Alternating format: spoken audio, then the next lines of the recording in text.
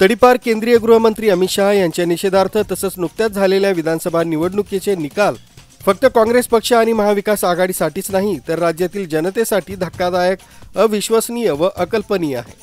या निवडणुकीत मतांच्या टक्केवारीतील तफावत गंभीर तसंच चिंताजनक प्रकारे निवडणूक आयोगाने जाहीर केलेल्या आकडेवारीनुसार मतदानाच्या दिवशी संध्याकाळी 5 वाजता 58.22% मतदान झालं।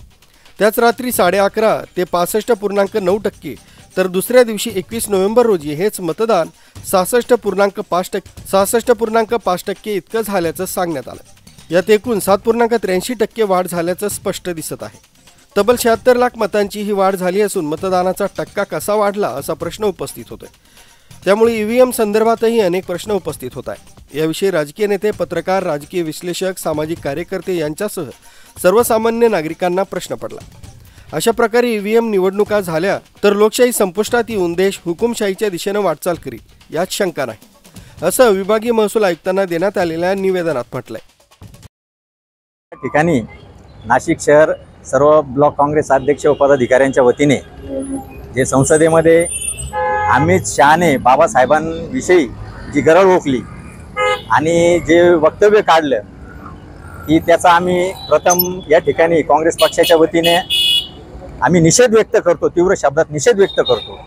आज बाबासाहेबांना त्यावेळेसही घाबरत होते आणि आत्ताही घाबरतात हे त्यांनी दाखवून दिलं आणि संविधानाला आणि बाबासाहेबांनी लिहिलेल्या घटनेला या मनुवादी विचारांचा, या मनुवादी लोकांचा हा किती विरोध आहे हे या माध्यमातून लक्षात येतं सर्व नागरिकांच्या, बहुजनांच्या।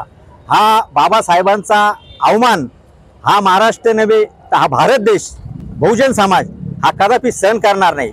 आणि ज्या पद्धतीने एकेरी वाक्यामध्ये बाबासाहेबांना उल्लेख केला आणि यांना अहो तुम्ही ह्या ठिकाणी आज स्वर्ग आणि नरकाचा उल्लेख करतात, परंतु आम्हाला बहुजनांना नरकामधून स्वर्गामध्ये आणण्याचं काम ते आमच्या दैवतांनी, महापुरुष, महामानव डॉक्टर बाबासाहेब आंबेडकर यांनी केलं। आज एवढ्या बहुजनांचा उद्धार केला आणि यांना बाबासाहेबांना नाव घेणं, एकेरी बोलणं आणि स्वर्ग नरकातला फरक, अहो तुम्हीच इतके पाप केलेले का तुम्ही गृहमंत्री असताना, तडीपार असताना गृहमंत्री झाले आणि ज्या घटना ज्यांनी लिहिली, जे घटनेचे शिल्पकार आहे त्यांच्याविषयी बोलायची वास्तविक तुमची लायकी पण नाहीये।